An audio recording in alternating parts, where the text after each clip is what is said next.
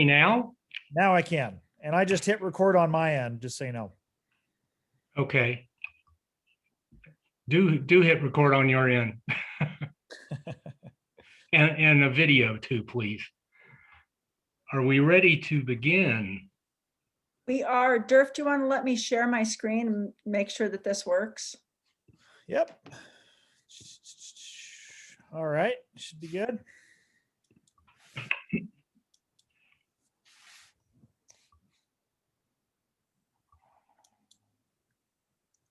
I think I can make this work. Okay, there we go. It's working. And if we can just have a few words before we begin, Kit and I were going to say a couple of things. So That'd be great.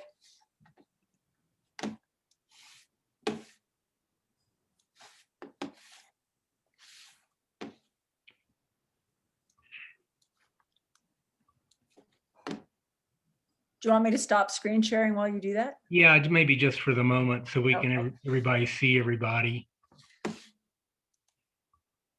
There we go.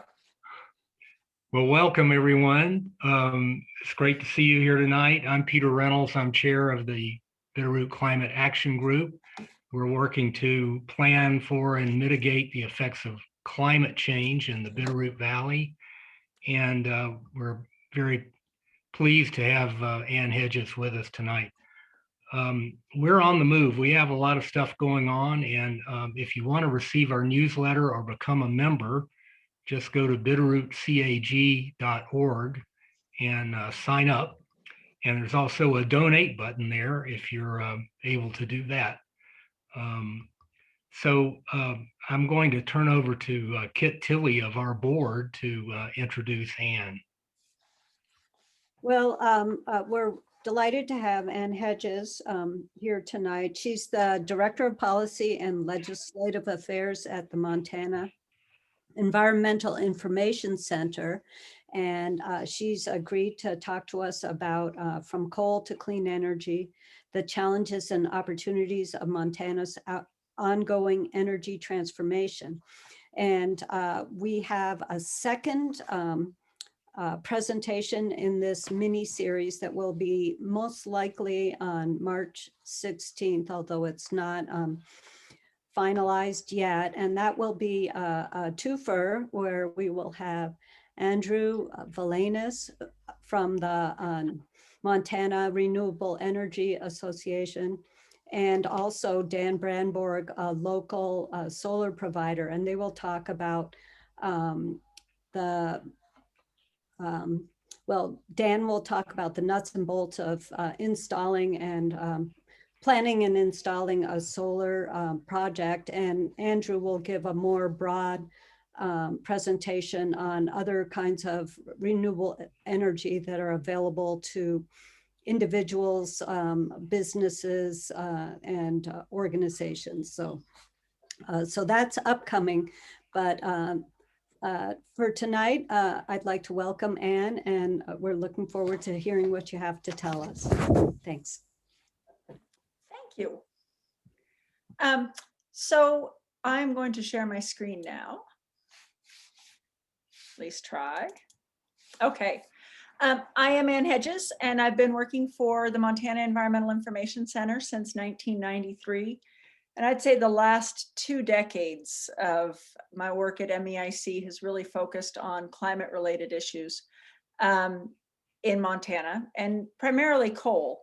But over the last 5 years, I've gotten a lot more involved in our clean energy program. And MEIC has been working on clean energy for many decades, but there's no way you can divorce the work of trying to wean this state off of coal and gas and move towards clean energy without learning something about both. So I am going to do my best. I am not our clean energy program director, but I'm going to do my best to give the presentation that Brian Fady presented, I guess, a few months ago before he left us, unfortunately. And I am happy to answer questions, to find the answers to any questions you may have that I don't have. And I'd like this to be conversational. I have a lot of slides. Please stop me. I am happy to be diverted onto those issues that mean most to you, to make sure that I am addressing the issues that you guys most need to know. I'm going to do a quick walkthrough of Montana's energy system, and I'm going to end with the Montana legislative session. And Andrew, who was just on MEIC Zoom call with our members about an hour ago, a little over an hour ago, he's going to have a lot of information to give you, because there's some really bad things happening at the Montana legislature in a lot of arenas, but in net metering in particular. So I will touch on some of those issues towards the end of this presentation, but Andrew can really dig down deep into them with you, because we can't solve the climate crisis unless we have policies that allow us to develop clean energy. And all I can say is there's a lot of people in this state who are starting to realize that they may want to cling to coal, but coal is going to go away regardless. So their second best bet is going to be to try to destroy the renewable energy sector on coal's way out the door. And it's incredibly frustrating, because it's going to hurt all of us. It's going to hurt the climate. It's going to hurt our economy. And it's just not okay. So that said, let's just start, and please jump in if you have questions. This is the reason MEIC has devoted so much of our effort into Colstrip, the Colstrip coal-fired power plant out in eastern Montana. You can see that plant alone has somewhere, the two remaining units, two of the units closed down about a year ago. The two remaining units are the larger of the two units, and it's putting about 13 million tons a year of climate changing pollution into the air. And when you compare that to all the other facilities in the state, not all, but the top 10 facilities in the state, what you see, although you can't see it because it's covered on my screen by everybody, what you see is that Colstrip dwarfs everybody else. So when you combine all of the refineries, the little coal plant, Lewis and Clark plants out in Sydney, so the cement plants, you add all their CO2 emissions up, and they are just a small portion of Colstrip's annual emissions. So Colstrip is the big dog. If we can solve the problem of the Colstrip plant in this state, we have a lot more room to work on getting Montana towards a clean energy future. Colstrip has a lot more a lot more problems than just climate-inducing pollution. It has coal ash ponds that are leaking. This green thing here, this blob, is actually the pollution, the groundwater pollution that has been, this is about almost 10 years old, that has been leaching into the groundwater table from these coal ash ponds right here for decades, since they were built, since the plant was built. There are other ash ponds that are really big over here, if you can see my cursor, and then north of town. But this place is a giant mess, and it has a lot of groundwater contamination in addition to really horrendous air pollution problems. And the other problem with Colstrip is it's expensive, and it's getting increasingly expensive. So this is a chart that we put together after going through, we had an expert put together after he went through Colstrip costs. And this is just the operation and maintenance costs. This isn't all the costs to run Colstrip each year. This is the trajectory we're on. This is what the public has to pay, reimburse Northwestern for, and it makes a profit off of these costs that it spends on Colstrip each year. And these costs are going nowhere but up. It is an increasingly expensive plant.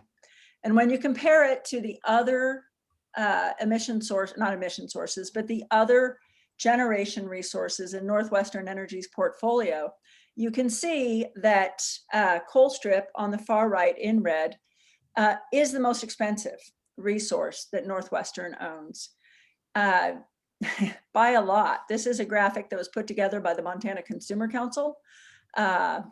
You can see Judith Gap, which is a wind farm. There's arrows pointing to the wind energy in this graph. Spion-Kop is a small wind farm near Great Falls. You can see wind energy outperforms Colstrip on a regular basis when it comes to cost.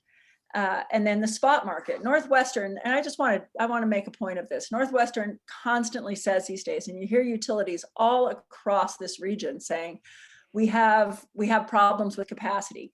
That means we want to build a gas plant. That what they say is the lights are going to go out because there's not enough energy in Northwestern service territory. This is Northwestern's favorite scare tactic. And they say the lights are going to go out. They can't possibly provide us all enough electricity if Colstrip doesn't operate. The fact is, spot market prices, that's the one on the far left, are sometimes often the cheapest power Northwestern can buy. It is cheaper for them to go out and buy energy on the open market than it is to own a generating resource. The problem is with spot market, they don't get that 10%, 10% return on their investment. They're not making as much money. That's what they are concerned about. We would argue that Northwestern doesn't have a capacity problem. In fact, before re-regulation in 2007, Northwestern didn't own any generation assets, and it still provided us with electricity. It had to go out on the market and buy electricity for us. That is often cheaper. The Public Service Commission's expert last year came forward with a report that said Northwestern needs to consider looking at the market to buy power because it is cheaper than its desire to build a fleet of new gas plants. So we'll get there, but this chart is just something to keep in mind. We're going to see this a couple times tonight. Coal is in the decline, and it's in the decline because of the monetary aspects of coal. It takes a lot of money to pull coal out of the ground. It takes a lot of workers. Coal is expensive. It's an expensive resource. Where the wind is free. You know, your energy source in a windmill is free. Your energy source in a solar farm is free. Your energy source for a coal plant, coal is the most expensive input going into a coal-fired power plant. Coal is expensive, and that's why a lot of utilities all over the country are moving away from it. This is just an article that happened this week where another Powder River Basin coal plant, this one was in Wyoming, closed down. You have a big company in Illinois who said they're replacing all of their coal soon with giant batteries. You have Morgan Stanley just coming out a couple days ago saying, and this is, Morgan Stanley, they're not an environmental group. They said that the US is going to be off coal by 2033. That's really good news for us. And then you have, the Donald Trump era, which we are so happy is behind us, at least I am. He did everything he could to try to keep coal going, and he failed. He failed because it's uneconomic. It just simply costs too much money for people in their power bills to keep this industry afloat. The problem is when you have things like what just happened in Montana, where you have a coal mine. This is in southeastern Montana. It's the Decker coal mine. It's on the banks. It is really on the banks of the Tongue River Reservoir. It's a beautiful area if you ever get down there. This is a coal mine that we've been watching go towards bankruptcy for quite some time now. And what's the first thing that companies do when they go bankrupt? They try to slash worker pensions and healthcare obligations. So this is a coal mine that just ceased operations. It was clear it was headed towards bankruptcy. We worked to get out of DEQ a confirmation that DEQ had plenty of bonding money for this mine. But what happened? Soon as the company went bankrupt, they said, we are under bonded. We can't afford to reclaim these lands and pay for the workers and all the obligations that we have promised them for decades. It is unconscionable that these companies kick the workers in the teeth on their way out the door, and it happens again and again and again. It's very frustrating. This is a headline that just came up this week, though, that I think really encapsulates the change that we are seeing in this state. It used to be that the headlines used to read, save Colstrip at all costs, because there are a lot of jobs there. But now the question has really turned around in the last year or so, 2 years, of how much more money are Northwestern Energy's 370,000 customers going to have to pay to keep the plant operating? Or how much are we willing to pay compared to what the alternatives are that are available to us today? And this is a question that our Public Service Commission, which is 5 Republicans, they're very, very conservative Republicans, are grappling with, because they want to save coal. But the bottom line is that is not in the economic best interest of all the customers of Northwestern Energy. And it is a balancing act that is really, it's been shifting in favor of consumers, I would argue, in the last couple of years. The good news is, as we watch coal take a nosedive, especially in the last year with the COVID situation where energy demand was really down, you have a situation where Montanans have clean energy and they love clean energy. So this is the result of a poll that was done a couple years ago now, a few years ago, on energy. And 86% of Montanans support increasing wind energy development. 90% support increasing solar energy development. 95%, the highest, was energy efficiency. The cleanest energy we can provide is the energy we don't have to create. If we can insulate our homes, help low-income folks insulate their homes, if we can have cost-saving measures like using energy-efficient appliances, we don't have to use that energy. That is the cheapest energy available to us today. And it turns out Montanans already know that. So we are already in a good spot when it comes to clean energy. And just as an aside, it's really entertaining this session to watch as industry lobbyists who have traditionally lobbied for the fossil fuel industry are starting to pick up contracts with clean energy. Clean energy companies are coming into the state, and they are hiring industry lobbyists to represent them. And suddenly people that I've always been on the opposite side of in the halls of the Capitol, we are working together because they are also arguing in favor of clean energy. And it's a really good place to finally be in. That is an aside. Montana's wind energy potential is outstanding. So I don't know how well you guys can see this on your computers, but this graphic here, you can see that the best wind energy potential is that's in red, and then it moves down to the purplish. And then the lower you get, the more green you get, the less wind energy potential we have. Montana has an outstanding wind energy resource. It's outstanding. By any metric, we are somewhere between the second best wind energy resource in the country and the 5th best wind energy resource in the country. That said, we have very little wind energy installed in this state. We only have about 800 megawatts of wind installed, but yet we have the potential for 700,000 megawatts of wind. So we are a great underachiever when it comes to wind energy development, and we have massive room for growth. That's the good news. That's the same in the solar arena too. These are National Renewable Energy Lab put this together. This shows solar energy potential across the United States. Of course it's best down in Arizona and New Mexico, but Montana's is not bad either. We have a very good solar potential as well. And we have very, very little solar energy installed. Andrew, I think, just gave us the stat tonight that it's only like 1.04% of our energy is coming from solar.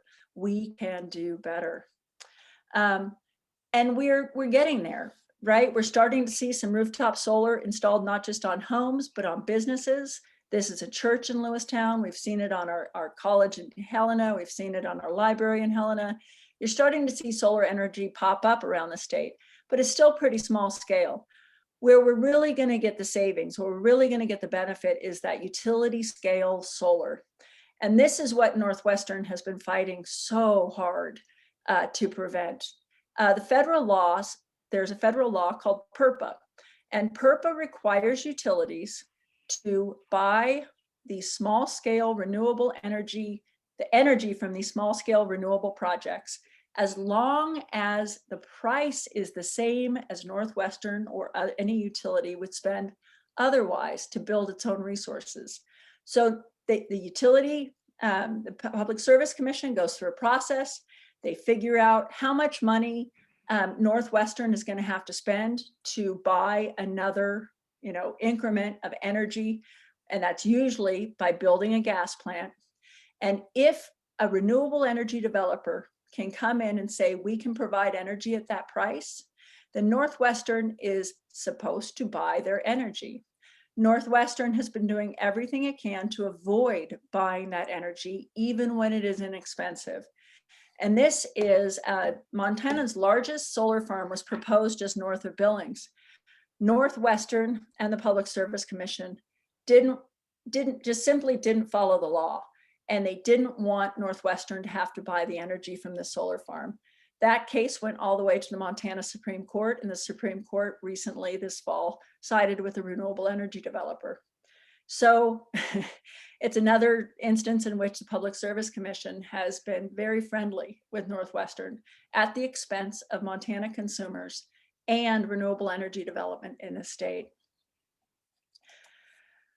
So here are the renewable energy projects we have in this state, the larger scale being for wind, it's larger scale, but really all of them are pretty small when you consider that the Colstrip plant is, the remaining units are 1,500 megawatts. What you see on this chart is the largest one we have in this state is 210 megawatts. That's the Glacier Wind Farm up in Glacier and Toole County. We have a proposal in this state just north of Colstrip for a 750 megawatt wind farm that the developers are ready to go. They would like to start building that wind farm in March of this year. And they very well might be able to do that. That would be a big boost to renewable energy development in Montana. I can guarantee you that energy is not going to stay in Montana. It's going to be going out of state because Northwestern has been so hostile to increase renewable energy development here. But here's the reality is clean energy has become incredibly cheap. As the technology has improved, if you can see these two charts, on the left is solar, on the right is wind. And on the left is the dollars per watt of solar energy. And as you can see, the total capacity of solar energy increasing, the cost for utility scale solar has been declining. It's just basic economics. The more you have of something, of widgets, the cheaper those widgets become. It's the same in the renewable energy sector. As we get more deployment of clean energy resources, it drives the price down. Same thing with the wind. You can see that wind energy costs back in the 1980s, they were high, but sometime around 2000 or so, those prices really started to, they started to be low. And right then is when your wind capacity started to increase across the country. This is not for Montana, this is just across the country. And so now you have renewable energy being really competitive with all of your traditional fossil fuels. This is a really busy chart and I apologize for it, but each year it's a really important chart to pay attention to because it is a gold standard for comparing resources across the spectrum. And what this Lazard does is they go out and they analyze the cost of each one of these resources, and they give you a range for how much that resource would be installed. So your most expensive is rooftop residential. That's not surprising. Most of us who have rooftop solar on our homes didn't do it because it was the cheapest alternative. We did it because we happened to be, have the good fortune to be able to do it and wanted to do it for the right, for climate change reasons primarily. And also we want energy independence from our regulated monopoly utility, somewhat regulated monopoly utility. But you can see solar has really, when you talk solar at a utility scale, it's really come down in price. You're talking between $32 and $42 per megawatt hour. Wind, same thing. Wind is $28 to $54 per megawatt hour. And when you start comparing that to gas peaking plants, a gas peaking plant is a plant that can turn on and off quickly. And it's really just designed to provide energy during peak times. That's the time, like right now, when it's cold outside, when it's dark, lots of people need electricity. This is when utilities often turn to gas peaking plants because they need increased power available for us. Nuclear, it's really expensive. Coal, I mean, look at this. Coal is more expensive than wind. These are 2019 numbers. I just was looking at some 2020 numbers a little earlier, but I didn't feel like updating my graph because they weren't that different. But these numbers each year are incrementally changing, where the fossil fuels are getting incrementally more expensive and renewables are getting incrementally cheaper. And then your gas combined cycle plant, that is really the plant that runs more frequently for utilities. That's what a lot of utilities would love to install because they're expensive and they get a rate of return on that investment. But as you can see, they are not cheaper than renewables. Storage isn't on this list, but storage is coming down in price really, really quickly. So this chart is really wonky, but it tells you everything you need to know about whether renewable energy is affordable for consumers these days. Going back to this, you look at this and it plays out in Northwestern's portfolio as well. So you have the South Peak Wind Farm and the Judith Cap Wind Farm. They are cheap energy. They're cheap electricity for Northwestern customers. Hydroelectric dams, they were more expensive, but they're still a lot cheaper than the coal strip plant on an annual basis. Then you have energy storage opportunities, which have just begun to emerge. We have what is one of the best projects I've ever heard of with the Gordon Butte Pumped Hydro storage project near Martinsdale. And it is just a giant battery where they're moving water between a higher elevation and a lower elevation and using turbines that can generate energy going both directions. It is a great opportunity. It is not being purchased by any utilities. And if it would solve all of our energy problems probably in the Pacific Northwest if somebody would invest in this project. But look at what LA just did. LA signed this solar plus storage project where they have super cheap. Did I write the rates down here? No, I didn't.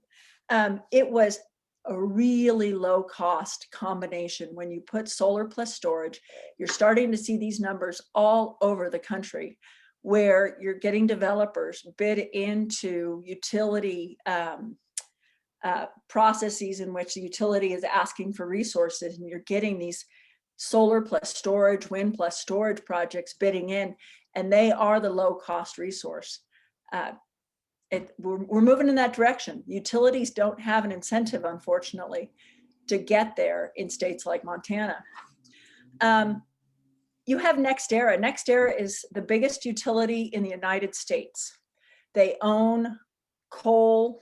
I think they own coal. They used to own coal. They own gas. They own wind, a lot of wind. They own storage, solar. They're an all of the above energy company that is moving in a significant way towards all renewables because renewables are cheaper. And they are the ones who are proposing the 750 megawatt wind farm north of Colstrip. These guys do big deals, and they are finding that there is money to be made by investing in renewable energy, developing these projects. And as this Western Farmer Electric Co-op person said, and this is playing out all over the country, it's actually cheaper economically than gas peakers to be building these renewable energy combos of storage plus renewables. So we want Northwestern to move towards renewable energy, but we also want Montana to attain its potential of providing clean energy to other locations. And Montana has a competitive advantage in that regard. So this is something that is really underappreciated. The Colstrip plant, in this graphic, you can see the Colstrip plant located out in eastern Montana, and that they have a transmission line, a really big transmission line that can move power to West Coast markets. There are transmission lines already existing in place today that can take energy from Montana and deliver it to high demand markets in Washington and Oregon and Idaho. Most communities, if they're looking for economic development, would kill for this type of opportunity to have a transmission system in place. Now, 2 of the units of Colstrip came down last year, freeing up about 700 megawatts of space on that transmission system. And that is the energy that NextEra, or the space on the transmission system that NextEra, the wind developer north of Colstrip, wants to take and put energy on that transmission system and send it out to West Coast markets. They are bidding into various utility owners of Colstrip into their processes where they're looking for new energy resources, and they are trying to outcompete everybody else. And I think they're about to. So the bottom line is, though, all these utilities that are owners of Colstrip have to get off coal. Their state laws obligate them to do something about the climate crisis. So in Washington, they have a state law that requires their utilities to no longer provide coal-based power to customers by 2025. So most of the owners in the Colstrip plant are Washington state owners. They are the same owners that built the plant. They have been paying millions and millions and millions of dollars in taxes in Montana for a really long time. They own a portion of the transmission system. We can provide them power when they have to get off coal using Montana's clean energy. Oregon is really similar. They have to be off coal by 2030. Idaho, interestingly, doesn't necessarily have to be off coal until 2045, but their utilities are committing to getting off coal. And Avista has recently said, and Avista is, I wouldn't consider them a progressive utility, but Avista has said that Colstrip is no longer economic past 2022.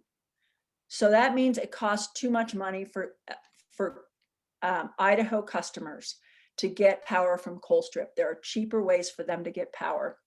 And one of the things that Avista has said it wants is well, I'll get there. They all want Montana wind.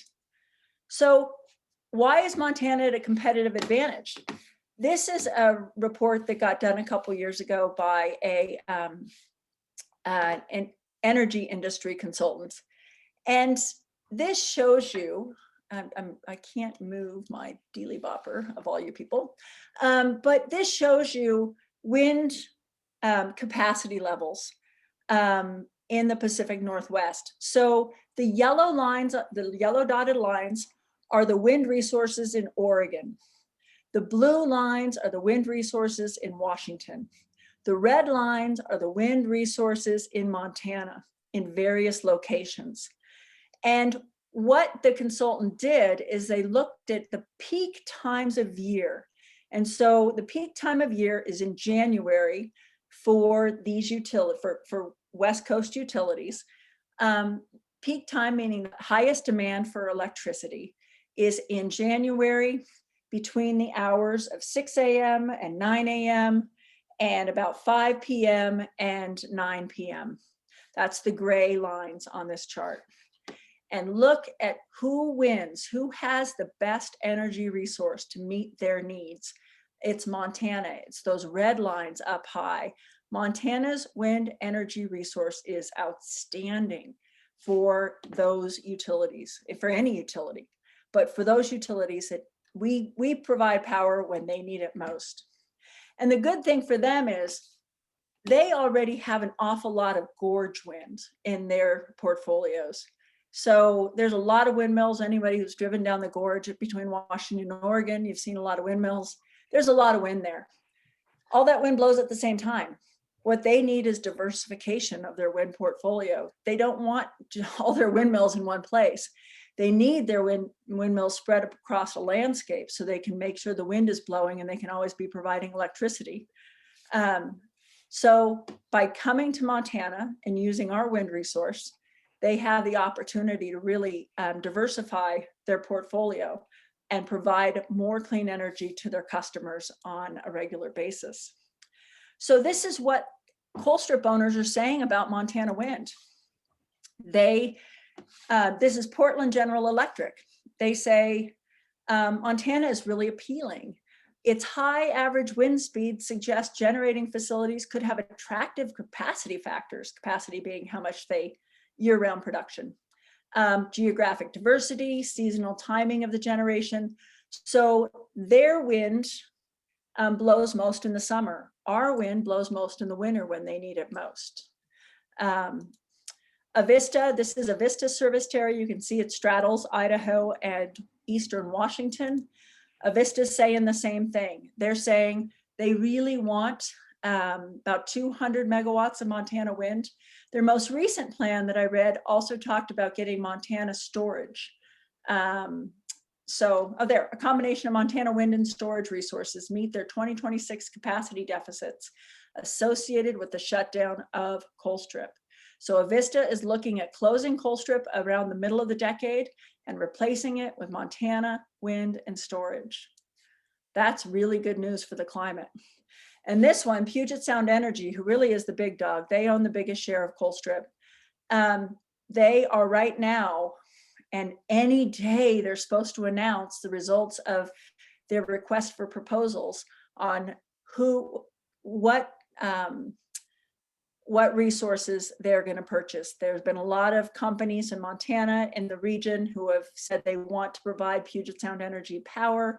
They're waiting for Puget to pick one of those proposals, and we have every hope that it's going to be a Montana proposal. I think it should have happened weeks ago. The key to all of this, though, I mean, this is all really complicated stuff. I wish all of clean energy was really simple, but it's not.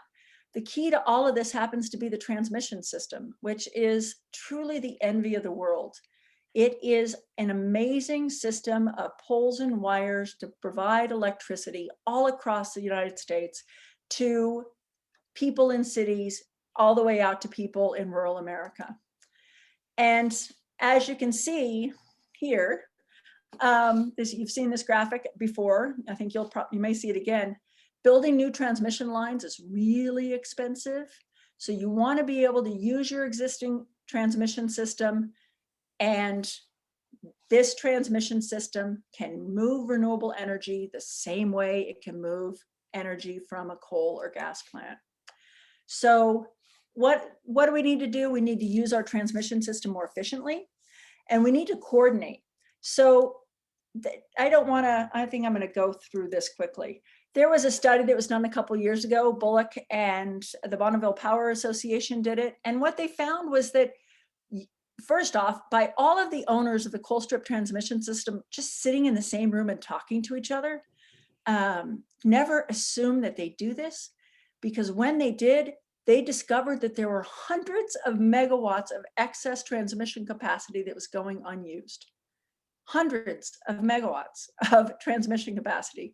If you think about the transmission fights, if you knew about the transmission fights that occur all over this country, you would be stunned to know that they're sitting out there unused are hundreds of megawatts worth of transmission capacity that could be being used for clean energy right now. So that conversation, just sitting down helped. And the main outcome of that conversation was the finding that they could replace. I mean, what we've been hearing for years is you can't just turn Colstrip off and turn renewable energy on. There's all these physics involved that make it difficult. And what the conclusion was, consensus of all of the utilities and the regulators from all of the states in this region, they all said, you can do a 1-for-1 replacement with really minor costs to the system. So the transmission system here it's golden. I mean, it is money in the bank for Montana. But what we need to do is we need to coordinate better. And the transmission system it may be this wonderful, outstanding technological achievement, but it is balkanized like nobody's business. So we have these different areas of the country that have a transmission grid that they work together a little bit on. You can see most of the transmission areas in the country are much smaller areas. Texas basically has its own. And then you have the Western Energy interconnection area, and you can see how big that is. And it is not coordinated. So this is what WEC looks like when you look at who's managing the transmission system. And if you want to talk balkanized, let's talk balkanized. This is the definition of balkanized, where all these utilities are running their own little grid. That means they're not talking to each other, they're not sharing power. When one is in need of power, instead of going and saying, hey buddy, I need a little more power, can I pay you for it? They go to their utility commissions and they ask to build more fossil fuels. If we could get all of these people here talking to each other, connecting and trading electricity across the poles and wires in this area, in this region of the country, we would save a lot of electricity. We would save a lot of carbon emissions. So there's something that's happening in the next couple of years. It's happening already. Northwestern is set to join something called an energy imbalance market, where they do have the ability to make some short-term trades with other participants. It's already saved since 2014, $919 million for those utilities that have joined the energy imbalance market. Northwestern is going to be joining. We're really excited about that. It is the beginning of coordination among utilities in the Western United States. And this is what could happen if we actually would share our energy. When Arizona and New Mexico and Southern California have excess solar, that could be sent north. When Montana, Wyoming have excess wind, we could send that south, we could send it west. And when the hydro system is flooded, we can send that power south. If we could coordinate, we could balance out the system and create more use for renewable energy in the system. They could really help decarbonize our grid. So the next step is really to have a coordinated, organized Western market, saving everybody money. But it is a challenge to do. There are really smart people West, and we will do what we can to help them do that. This is, the more you talk to other people, the more you work with other people, the more everybody's clean energy goals are going to be coming in sync. So you look at this chart, and there's so many entities, states that have strong clean energy goals, carbon-free energy goals. The outlier here is Northwestern Energy. We have some cities, we have Missoula, Bozeman, and Helena, who are moving towards trying to become carbon-free. But we have a utility that is moving in the opposite direction. Their most recent resource plan saying what resources do they want to acquire in the next 20 years. Northwestern's plan had 800 megawatts of gas and no new renewables for the next 20 years. They want to invest about $1 billion in gas plants. and gas is leaky from beginning to end, from the wellhead all the way to burning the gas. You're putting methane emissions, a really potent greenhouse gas, into the atmosphere. You are creating more carbon dioxide.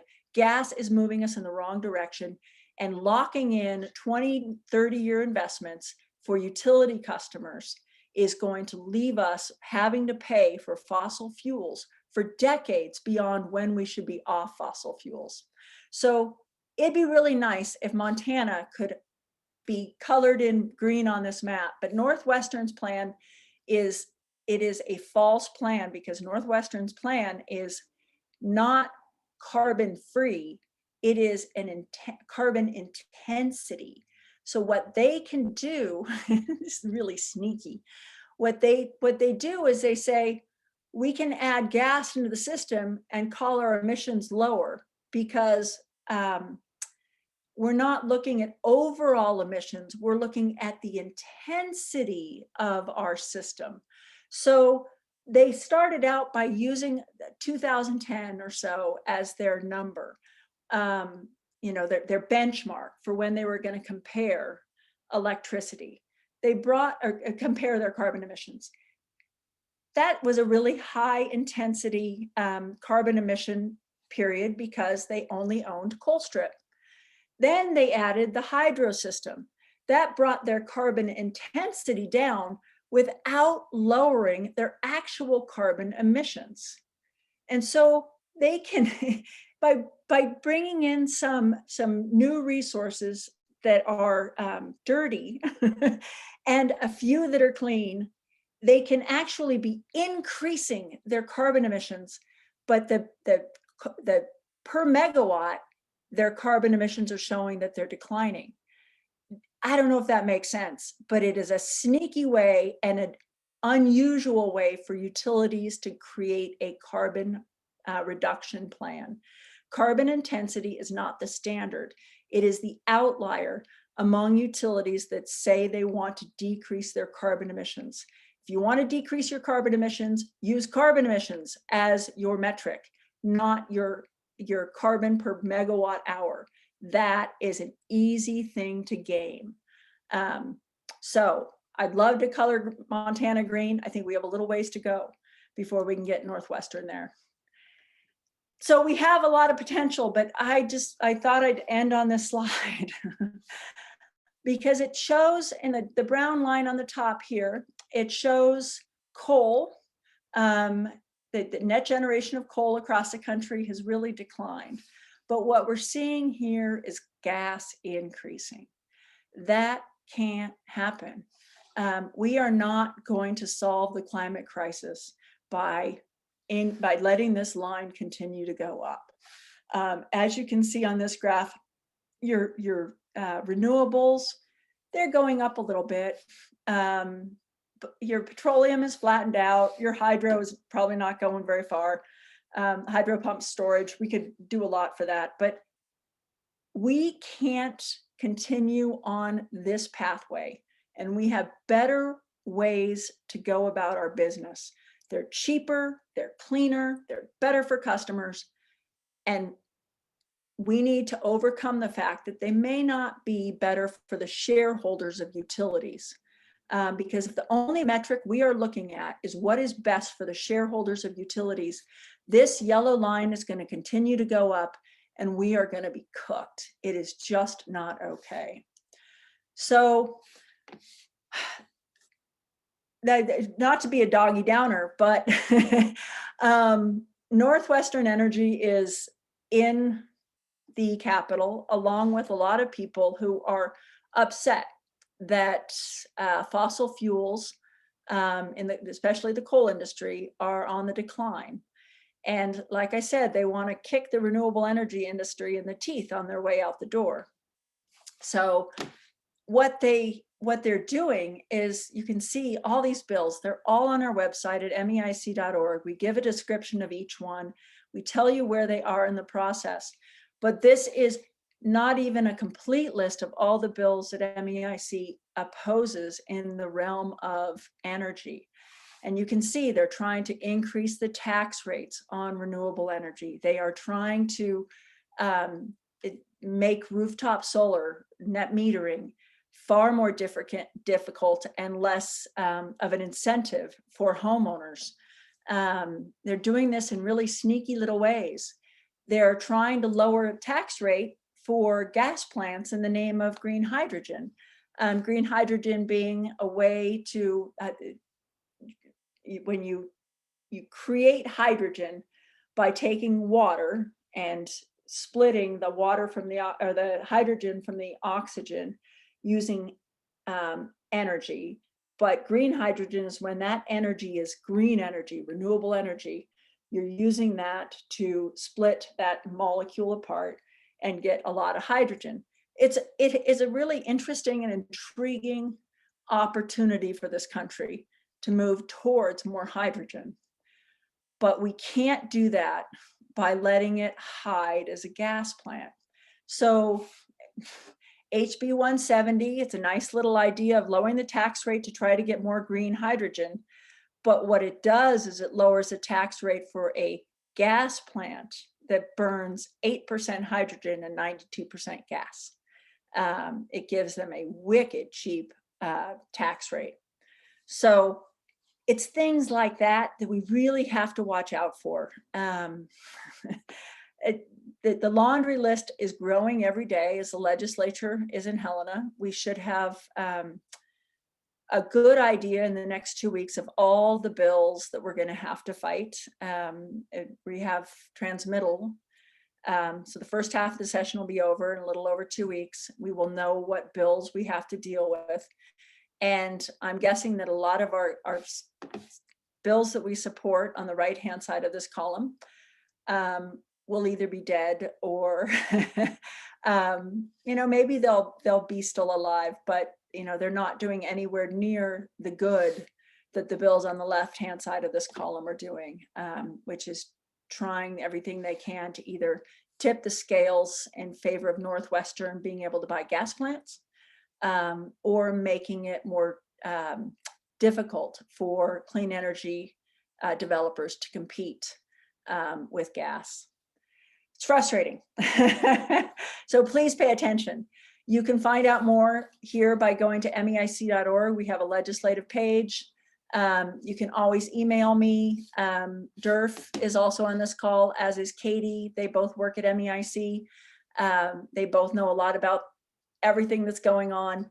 Any of us are happy to answer your questions if you have them. So that was a whole lot of information, a little bit tedious in 45 minutes. I apologize for that. But if we are going to solve the climate crisis, it's going to be done through these tedious types of energy conversations and actions. And I think that the Biden administration is the best hope we have to help jumpstart some of the larger scale transformation of the energy system and the transition funding that we need for workers. These workers have worked in these, in the oil fields, they've worked in the mines, they've worked in these coal plants for a long time. We need to help them, in my opinion, find new jobs because we shouldn't leave people behind if we can avoid it. We really do need to help make sure that the transition is just and equitable and not just benefiting some people over others. So Biden has that plan. I'm really heartened. I'm not heartened when I go to the Capitol, but I am heartened when I look at what's happening at the national level and the level of the conversation that is occurring there for clean energy and for transition funding for workers. There's a lot of opportunity right ahead of us. So with that, I am happy to answer questions. I see Steve has a question. Thanks, Ann. That was very informative. I'm part of a group called Faith in Climate Action, and I was tasked with trying to come up with 5 initiatives that we ought to try to become active around on clean energy. Could you, I know there's hundreds of ways, but can you give me your top 5? What is most important for Montanans, and how would people of faith be most effective at trying to address climate issues? I'm gonna give you mine, and I'm gonna let Durf jump in too, because he may be thinking more, he may be thinking differently than me. I'm really focused right now on the legislature, and that means that I'm really focused on specific bills. HB 359 is a terrible bill that will fundamentally undermine the rooftop solar, small scale solar industry in Montana. Andrew can speak to that when he comes and speaks to you in a few weeks. But he'd also be happy to answer your questions. We have a description of this bill up on our website, so does he. But this bill is a really high priority if we want people to be able to determine their own energy future by putting panels on their homes or businesses. I think, on the bill list, I kind of put these primarily in the order in which I think that we have a risk. HB 346, doubling the tax rate on large scale renewable projects. That just is wrong-headed. That's just the wrong direction. Making these larger scale renewable energy projects uneconomic. SB 201, really complicated, but that's why it's so dangerous. What it says is that when the Public Service Commission considers avoided cost, and there's a wonky term, it can't consider the cost when a small scale developer of renewables comes to Northwestern and negotiates a price for that energy. They're supposed to include in that price the avoided cost of environmental impacts like carbon and pollution. This says they're not allowed to consider those costs when they negotiate with clean energy developers. Oh goodness, HB 273, this one I just think is a cruddy idea. I'm unclear on nuclear. So MEIC supported SJ3, which is a study resolution for this new type of nuclear, small modular nuclear reactors. We are okay with studying that. We got an amendment in that says they also have to consider safety and waste in that study. And I know that study is a hell of a lot better, sorry for the words, than HB 273, which eliminates the public's right to vote on nuclear power. We passed a citizen initiative in the state in 1978 that gave the public the right to vote on whether we were going to allow nuclear facilities in the state, and this bill eliminates it. That bill just passed out of committee last night and is headed to the full floor. So I would argue that that's a good place. Nuclear is not cheap either.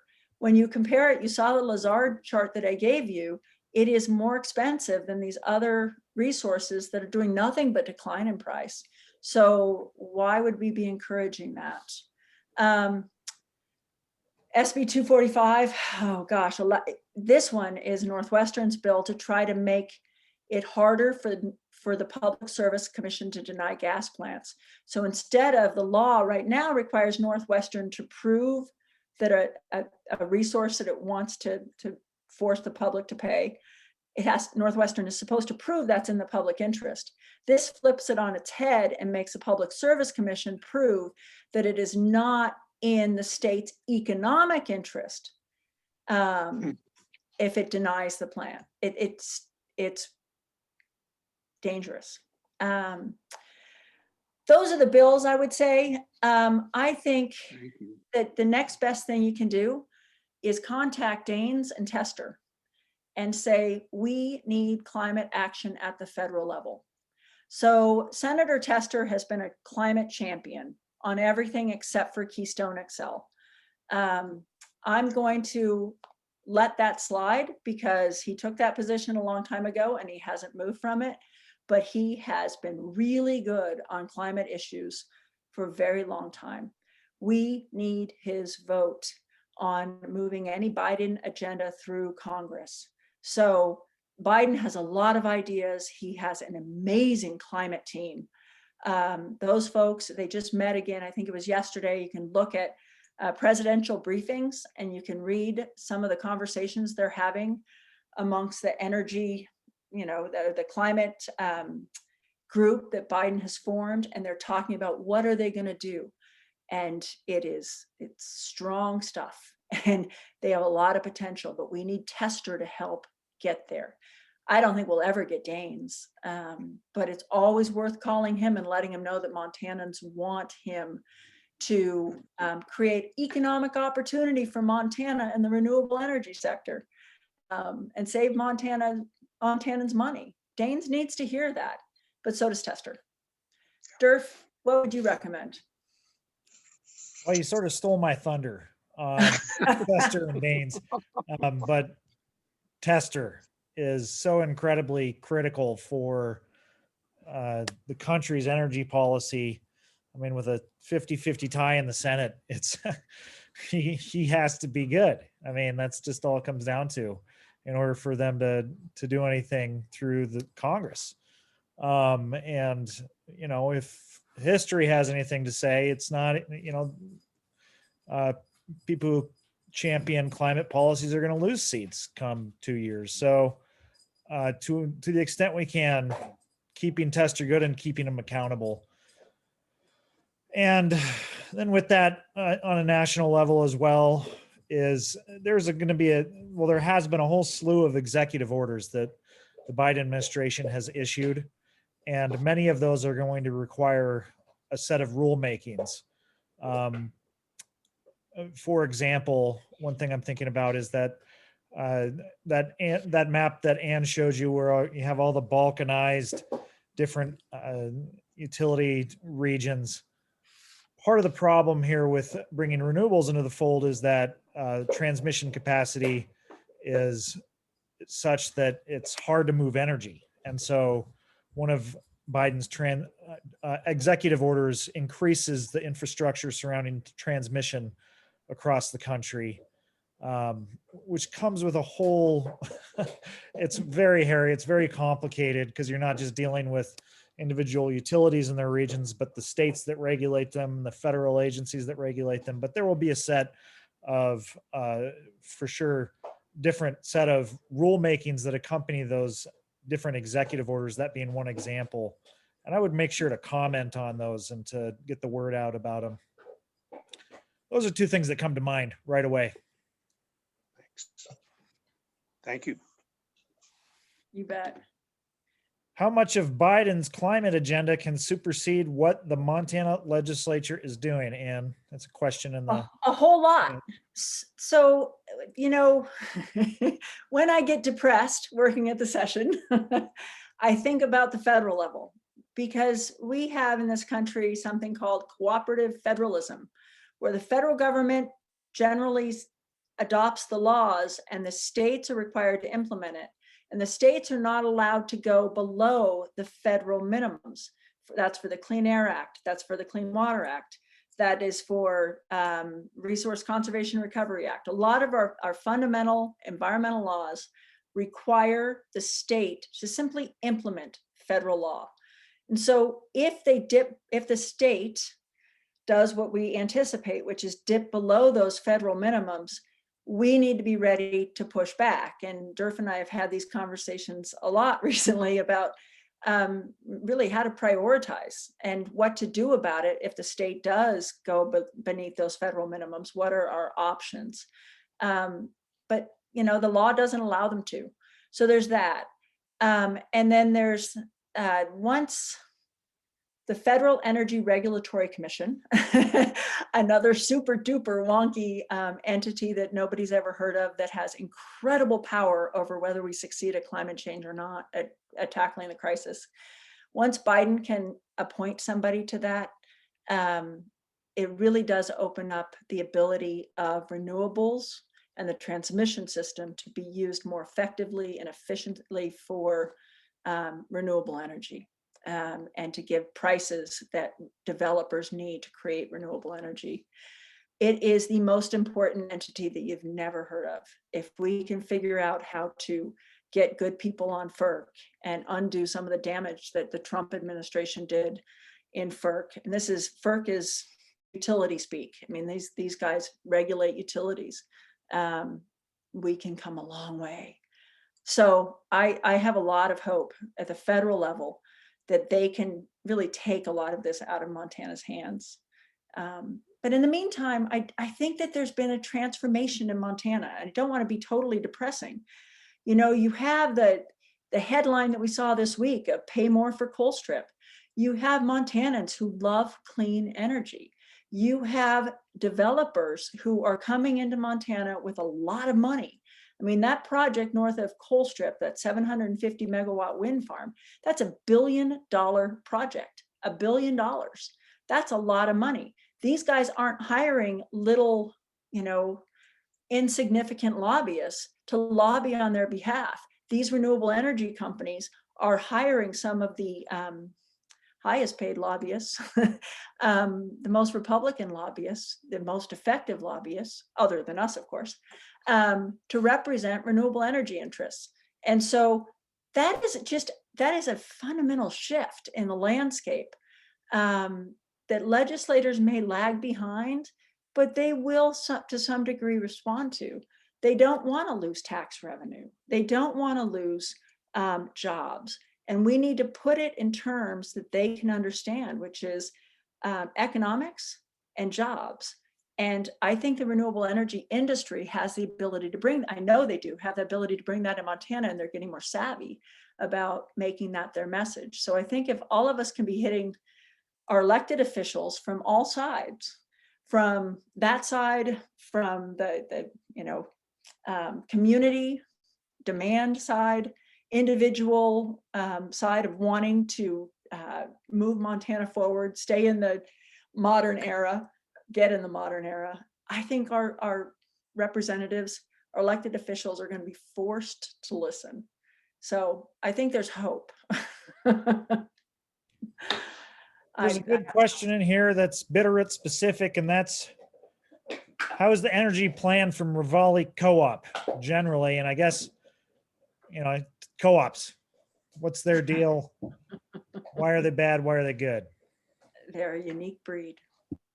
I don't know. I don't know anything about the Rivali renewable plan. Does anybody else? Okay. We can try and find that out. I know Missoula, you know, the Missoula, Helena, and Bozeman, it's a lot of work for them to come up with these clean energy plans. It's a lot of work and it's resources. And I think that they're doing a nice job of trying to systematically tackle the hurdles in their way to getting to 100% clean energy. I think it's really hard to do on smaller scales, like at the co-op level, especially when, you know, co-ops traditionally are pretty reluctant to change. I do recall that Rivali was one co-op that invested in that community solar energy project and was selling shares. That was a pretty cool project that they had. They are traditionally very conservative and sticks in the mud. Yeah, since that event, they have recently, can you hear me? I think I'm unmuted. They have, as I understand from one of their customers, severely curtailed the benefits of net metering in the available to their customers. I think they, you know, cut it by 50% so that you don't get 1 for 1 for what you generate on the rooftop. You only get a half for 1 that you send to them. So that's the most recent story I've heard, undocumented, but pretty reliable users who went ahead and put solar on their roof, but then put in a lot of timers. So they maximize the amount of solar they get being used directly in their own home, and rather than sending it at a 50% return to the electric co-op. And that's the path Northwestern wants to take. That's with the bill that I was talking about earlier that Andrew will definitely talk to you about. They want to change that 1 for 1 rate which the Public Service Commission just affirmed a year ago. I mean, Northwestern has gone to the legislature and been rejected. They went to the Public Service Commission, 5 Republicans, they got rejected. And now Northwestern is back at the legislature saying, come on, let's not have 1-to-1 anymore. And that's, you know, whether they succeed or not is a really open question. And the only way they don't succeed is exactly why the Public Service Commission ruled against Northwestern, is because the public came unglued. That was absolutely a situation of the power of the people. They put so much pressure on the Public Service Commissioners that the commissioners really, I think they felt they had no other choice but to deny Northwestern's desire to cut the rate on net metered systems. And so here we are again with Northwestern. And this time with Northwestern, they don't even want to grandfather in existing systems. The bill that we're talking about wouldn't grandfather, where the previous 2 attempts by Northwestern to do this, they did grandfather in existing systems.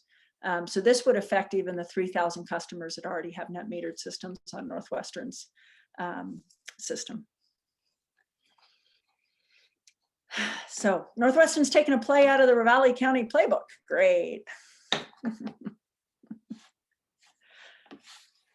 There any questions? I see lots of familiar faces and names. It's nice to see you. Hi, Ann. Hi, Jim. It's nice to see you. The best lobbyist in Helena for a long time. But one comment, and more and more when I deal with environmental stuff, I talk business as much as I talk about other stuff. And you know, if you look at the way cars are going right now, the market, the stock market, the markets, worldwide markets believe in electric. I mean, electric stocks are going through the roof. Part of it's driven by China. So this whole question is related to China. You know, Colstrip used to ship to China. What China's been big into I met some Chinese investors a few years ago. They were really showing me pictures of big solar panels. And of course, all that steel that we build our windmills out of comes from China, along with a lot of the electricity. So this whole thing is a big problem. And the best the government can do, when you really think about it, is to set up the market to the point where it tips over where the market wants to do it. I went through the same thing with logging. In the end, the logging in the Bitterroot Valley, that we've had nasty fights. We're infamous for fights, but in the end, the amount of logging that goes around here is driven by the market as much as anything else. Yep. We fought development. We fought Highway 93. We lost the fight on 93 on induced growth. Guess what happened? We got induced growth. So the market. So I think the Biden administration needs to think about. He needs to get people who know the market for this thing and ask them, what do you have to do to push it over? I don't know why Northwestern is so stubborn. Has anybody actually asked the bosses what it would take? No, the question I always ask is, what would it take? What would the government have to do? Has anybody just gone to the board and said, what would we have to do to make you go from gas plants to wind? Because that might be a good somebody idea. tried to do a resolution to bring it to the shareholders of Northwestern Energy a little over a year ago, and Northwestern took them to court, fought tooth and nail. They didn't want that type of clean energy discussion, even in the shareholder meeting. So what do we need to do? I think we're going to have to drag Northwestern along kicking and screaming. But do we have any idea why? Do we have any idea what's driving them? I'm sorry. Do you have any idea what's driving them? I think so. I think they're just a bunch of guys who've been doing the same thing the same way forever, and they don't want to change the way they do business. And I will admit, and this is my belief, but I will admit it is more complicated for them to manage an electricity system that has a lot of variable resources on it and storage and all these various components. It is a lot easier and more profitable for them to have big generating stations that you flip on and you flip off, and you don't ever have to worry about it until they break down. So I think part of it is ease. I think it's a profit motive. I don't think they care about climate change. I think they're giving it lip service. And I think it's too many of the same old guys who've been around forever wanting to continue to do the same thing. I know that there's some really good people in Northwestern Energy that are innovative. There are utilities that are innovative all over this country that are solving the problems that for some reason Northwestern says are insurmountable. So they are surmountable. Other utilities are overcoming the obstacles that clean energy presents. Northwestern just doesn't seem interested. They're making no, hand I over mean, fist they on were- strip plan. The Rosebud Mine was my customer. They have a lot of good people in it. And when you get to the middle management and the workers, there's tons of good people. They were great to do business with, the cell plants do. But we're talking at the top, okay? It's a a failure whole of different leadership as ballgame. far as I'm concerned. Well, Yeah. and they bought Colstrip for a little over $200 million and then rate based it for $400 million ultimately. That's quite the premium that they're making in terms of profit on that. And so they have a more so than any other utility in the Colstrip plants, an extreme incentive to run that as long as possible. Well, I think if you were going to make a run, just off the top of my head, this idea of delivering what the customer needs, that idea of give me an RFP, deliver me the energy when I want it. So you have alternative energy and storage. I mean, that's a great idea of a way to buy it. Okay. Give me both. Give me the energy when I want it. You're actually delivering to the customer, which now is a utility, solar plant that delivers what you wanted. So that big, I love that big, I saw that big water storage thing a long time ago, and I thought it was beautiful. And if you combine that project with wind and solar, then you could deliver, you could say, hey, here it is. You don't have a complicated problem anymore. Okay. And you might be able to get Mr. Businessman Gianforte. I don't know him, but he claims to be a businessman. You might be able to get him to think that way. You know, with that project, I would say the biggest obstacle is the fact that it's so large that you really need multiple utilities to buy into that Gordon Butte project. And all of the normal players are so burnt out on trying to deal with each other in Colstrip because they're all co-owners of Colstrip, and it is a disaster. The owners are not getting along. There's a lot of tension. Their contract is cruddy. It's so poorly written. And so it's going to end in tears. And we are in the midst of it ending in tears for these owners. And all of them have a sour taste in their mouth about going into business with anybody right now. And the Gordon Butte project is so large that it really is going to require most likely multiple owners. And so Colstrip, I think, is the biggest obstacle that they need to overcome, just the mindset of. No, I'm familiar with, the big defense project. It has a whole smell of big defense projects, and it is solvable, but you got to come in with the idea. I'm ready to team with anybody who wants to play. And Right. I get that. But you could actually, yeah, I don't know. It's a tough one. It is tough. And I those mean, there's bills no easy you answers showed here. are nasty.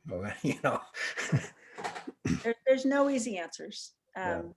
But we know what the outcome has to be, and that's got to be them getting to clean energy. Right. If they're going to make us pay, we want Yeah. to. Well, I mean, we all know that we're not going to get it regulated. So that's why I'm talking about other ideas. We're not going to get it regulated for 4 years.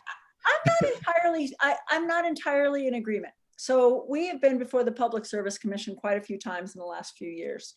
And ultimately, the Public Service Commission, even though they're extremely conservative, they are economic regulators. And when you can present them with economic experts showing that it is not in the customer's best interest to do what Northwestern wants, we have gotten favorable decisions out of the Public Service Commission quite a few times now. So I have hope that the new people on the Public Service Commission will be an improvement over the previous people on the Public Service Commission, although Roger Gutman ended up being very good.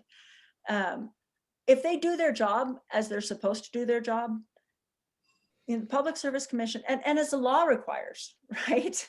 Then we should be able to get regulators overseeing Northwestern Energy and steering them towards cheaper alternatives. And as the charts were showing you, the cheaper alternatives for customers are renewables. So I'm not giving up on the Public Service Commission quite Okay, I got you.